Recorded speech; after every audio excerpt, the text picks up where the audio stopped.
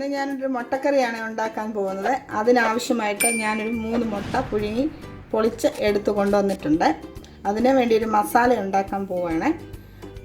അതിന് 5 വറ്റൽമുളക്, 1 ടീസ്പൂൺ പെരിഞ്ജീരകം, 1 ടീസ്പൂൺ ജീരകം, നല്ല ജീരകം, 2 ടേബിൾ സ്പൂൺ മല്ലി, 5 ഗ്രാമ്പു, ഒരു കഷ്ണം, ഇത്രയുള്ള ഒരു കഷ്ണം പട്ട, 1 ടീസ്പൂൺ കുരുമുളക്, 2 ഏലക്ക, ഒരു ചെറിയ കഷ്ണങ്ങളുള്ള ഇതുപോലത്തെ ഒരു 6-7 കഷ്ണം ഇഞ്ചി, വെളുത്തുള്ളി ഒരു 6-7 കഷ്ണം.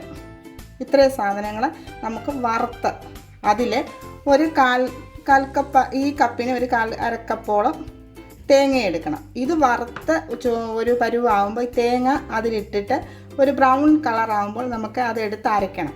പിന്നെ അതിന് ആവശ്യമായിട്ട് ഞാൻ 3 ചെറിയ സവാള അരിഞ്ഞു വെച്ചിട്ടുണ്ട്, 2 തക്കാളിക്ക് അരിഞ്ഞു വെച്ചിട്ടുണ്ട്, ആവശ്യത്തിന് കറിവേപ്പില, ആവശ്യത്തിന് എണ്ണ, അത് ഏത് എണ്ണയാണേലും വെക്കാം, എണ്ണ ആവശ്യത്തിന്, പിന്നെ ആവശ്യത്തിന് ഉപ്പ് നമ്മുടെ ആവശ്യത്തിന് ഉപ്പ്, പിന്നെ വെള്ളം, ഇതിന് 1 കപ്പ് വെള്ളം, പിന്നെ ഒരു സ്വല്പം മുളക് പൊടി, മഞ്ഞൾപ്പൊടി അന്നേരം ചേർക്കണം. ഇപ്പം നമുക്ക് ആദ്യം തന്നെ മസാല ഈ സാധനങ്ങൾ വറുത്ത് മസാല ഉണ്ടാക്കാം. 2 ടേബിൾ സ്പൂൺ എണ്ണ, അത് ഏതെണ്ണ ആയാലും സൺഫ്ലവറോ ഏതെങ്കിലും എണ്ണ ഒഴിച്ചാൽ മതി. 2 ടേബിൾ സ്പൂൺ.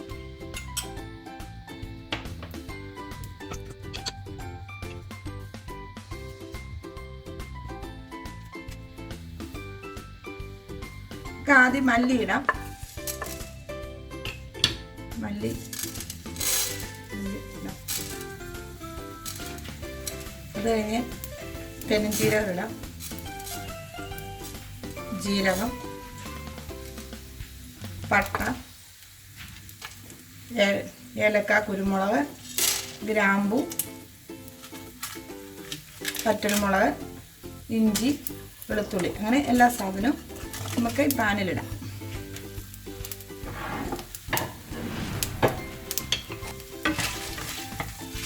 എന്നിട്ട് ശരിക്ക് ഇളക്കണം.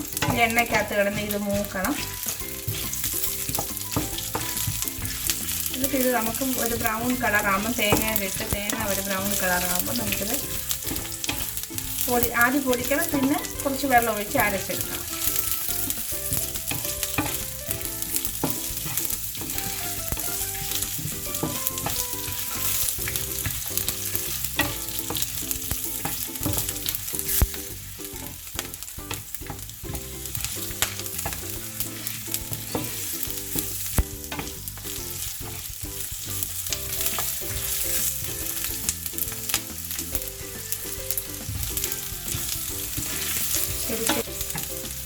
ഇതെല്ലാം ഒന്ന് മൂത്തിട്ടുണ്ട്, നല്ല മണം വന്നിട്ട് മണം വരും. അന്നേരം നമുക്ക് ഈ തേങ്ങ അതിനകത്തോട്ട് ഇടണം.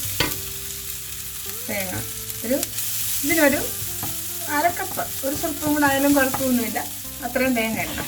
ഈ തേങ്ങ ബ്രൗൺ കളറാകുമ്പോൾ നമുക്ക് എടുത്ത് അത് പൊടിക്കണം. പൊടിച്ചിട്ട് വേണം വെള്ളം ഒഴിച്ച് അത് അരച്ചെടുക്കാൻ. നമ്മൾ തന്നെ ഇതിനൊരു പൊടി ഉണ്ടാക്കാം, പൊടിയില്ലാതെ. ഇഞ്ചി എല്ലാം വറുത്ത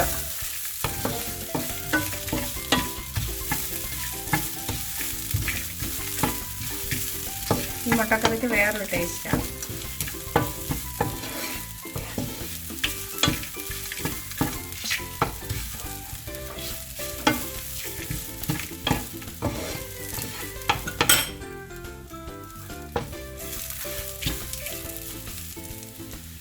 പിന്നെ കറിവേപ്പില ഇടാം. കറിവേപ്പില ഇപ്പോഴും ഇടാം. പിന്നെ നമ്മുടെ കറി വഴറ്റുന്ന മസാല വഴറ്റുമ്പോൾ ഇടാം. ശരിക്ക് ബ്രൗൺ കളറാകുമ്പോൾ വരെ ഇളക്കിക്കൊണ്ടിരിക്കണം, തേങ്ങ കരിഞ്ഞു പോകാതെ.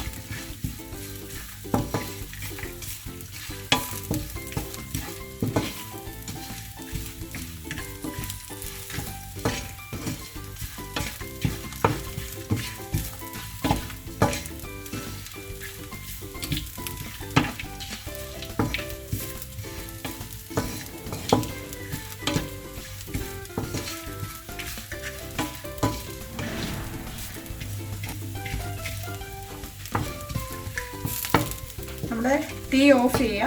ഓഫ് ചെയ്തിട്ട് ഒന്നുകൂടെ ഒന്ന് ഇളക്കി. ഇത് ഏകദേശം നല്ല ഒരു ബ്രൗൺ കളറായിട്ടുണ്ട്. അത് നമുക്ക് അരച്ചെടുക്കാനായിട്ട് വേറൊരു പാത്രത്തിലോട്ട് മാറ്റാം. പെട്ടെന്ന് പാനിനകത്ത് നിന്ന് എടുക്കണം, അല്ലെങ്കിൽ തേങ്ങ കരിഞ്ഞു പോകും. ഇത് തണുത്തതിന് ശേഷം മാത്രമേ അരയ്ക്കാവൂ. അല്ല ചൂടോട് മിക്സിയിലിട്ട് അരയ്ക്കരുത്. അല്ല പൊടിച്ചിട്ട് വേണം വെള്ളം ഒഴിച്ച് അരയ്ക്കാൻ. ആദ്യം ഒന്ന് പൊടിക്കണം, പൊടിച്ചിട്ട് വേണം വെള്ളം ഒഴിച്ച് അരയ്ക്കാൻ. ഇതൊന്ന് തണുക്കട്ടെ. തണുത്ത് കഴിഞ്ഞ് നമുക്ക് മിക്സി കൊണ്ടുപോയി അരച്ച് എടുത്തുകൊണ്ട് വരാം. 1 ടീസ്പൂണ് എണ്ണ തൂക്കാം. മുട്ട ടോസ്റ്റ് ചെയ്യാൻ വേണ്ടിയിട്ടാണ്. അതിലിട്ട് ചൂടാകട്ടെ. അതിലേക്ക് ഒരു 1/4 ടീസ്പൂൺ മഞ്ഞൾപ്പൊടി ഇടാം. അത് മൂക്കുമ്പോൾ 1/4 ടീസ്പൂൺ മുളക് പൊടി ഇടാം.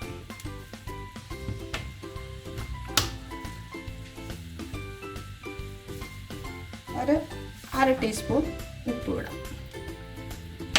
ഇത് നമുക്കത് ശരിക്ക് ഒന്ന് ഇളക്കണം. അത് തീയെ നല്ലപോലെ കുറച്ച് വെച്ചുകൊണ്ട് ഇളക്കാവും, അല്ലെങ്കിൽ ഈ പൊടികളങ്ങ് കരിഞ്ഞു പോകും. നല്ലപോലെ ഇളക്കണം. ഇളക്കി കഴിഞ്ഞിട്ട് നമ്മൾ ആ പുഴുങ്ങി പൊളിച്ച് വെച്ചിരിക്കുന്ന മുട്ട, 3 മുട്ട ഉണ്ടല്ലോ, അതൊരെണ്ണം എടുത്തിട്ട് അത് നടുകെ ഒന്ന് കീറി 2 പ്രാവശ്യം ഒന്ന് ഇങ്ങനെ കീറിയിട്ട് വേണം മുട്ട ഇതിനകത്ത് ഇടുവാനായിട്ട്.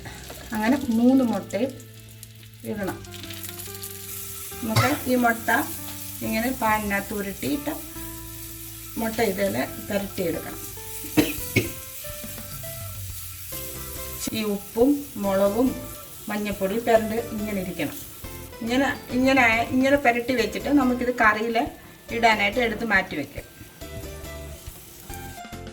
പാൻ ചൂടായിട്ടുണ്ട്. അതിലേക്ക് നമുക്ക് 2 ടേബിൾ സ്പൂൺ എണ്ണ ഒഴിക്കാം.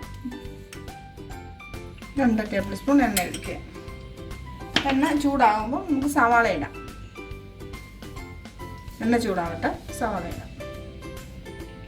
എണ്ണ ചൂടായിട്ടുണ്ട്. നമുക്ക് അതിലേക്ക് സവാള ഇടാം.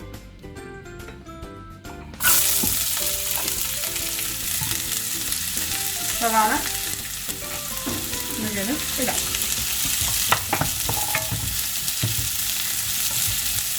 സവാള അരിയുമ്പം ചെറുതായിട്ട് വേണം സവാള അരിയാനായിട്ട്.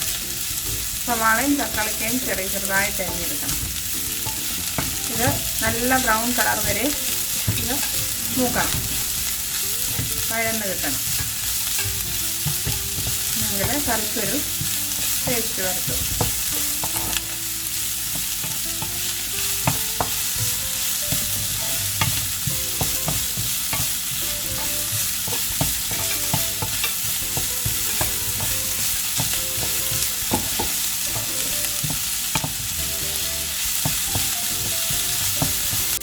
സവാളക്കകത്ത് നമ്മളൊരു 1/2 ടീസ്പൂണ് ഉപ്പിട്ടിട്ടുണ്ട്. അത് പെട്ടെന്ന് വഴന്ന് കിട്ടാൻ വേണ്ടിയിട്ട്. നമ്മുടെ സവാള ഏകദേശം വഴന്ന് വരുന്നുണ്ട്, ബ്രൗൺ കളറായി വരുന്നുണ്ട്. നമുക്കൊന്നുകൂടെ ഇളക്കി അത് ബ്രൗൺ കളറാക്കി എടുക്കാം. സവാള ബ്രൗൺ കളറാവുന്നുണ്ട്. തക്കാളിക്ക് ഇനി അതിലേക്കൊക്കെ ഇടണം. തക്കാളിക്ക് ഇട്ട് കഴിഞ്ഞതിന് ശേഷമേ നമ്മൾ അരപ്പിടത്തുള്ളൂ. ഇപ്പോൾ സവാള ചുമന്നിട്ടുണ്ട്, ഏകദേശം ഒരു വഴന്നിട്ടുണ്ട്. അതിലേക്ക് തക്കാളിക്ക ഇടാം. 2 തക്കാളിക്ക അരിഞ്ഞതാണ്. ഈ സവാളക്കകത്ത് കിടന്ന് ഈ തക്കാളിക്കയുടെ വെള്ളം പറ്റി വേവണം.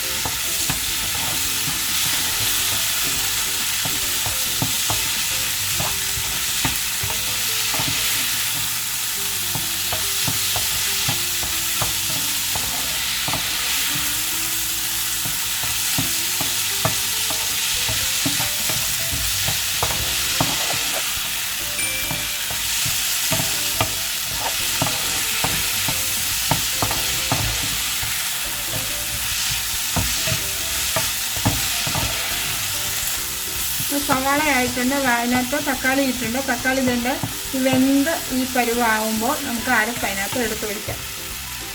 അരപ്പ് അരച്ച് വെച്ചിരിക്കുന്ന അരപ്പ് എടുത്ത് ഒഴിക്കാം.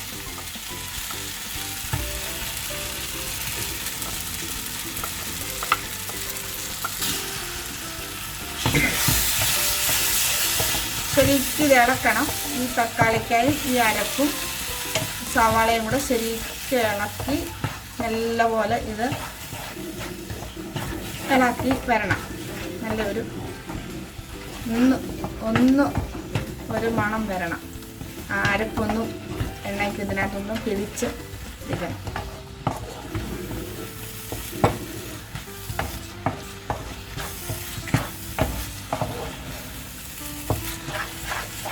അത് ഏകദേശം ഇങ്ങനെ ആയിട്ടുണ്ട്. അതിന് നമുക്കിനി സ്വല്പം വെള്ളം ഒഴിക്കാം. ചെറിയ ചൂടുവെള്ളം ഒഴിക്കുന്നത് നല്ലത്. ചൂടുവെള്ളം ആകുമ്പം കുറച്ചുകൂടെ ഈ പച്ചവെള്ളത്തിനെക്കാട്ടും നല്ലത് ചൂടുവെള്ളം. അരപ്പൊക്കെ തിളച്ച് വരുന്നുണ്ട്. നമുക്ക് ഈ കപ്പിനൊരു 3/4 കപ്പ് ചൂടുവെള്ളം ഒഴിക്കാം.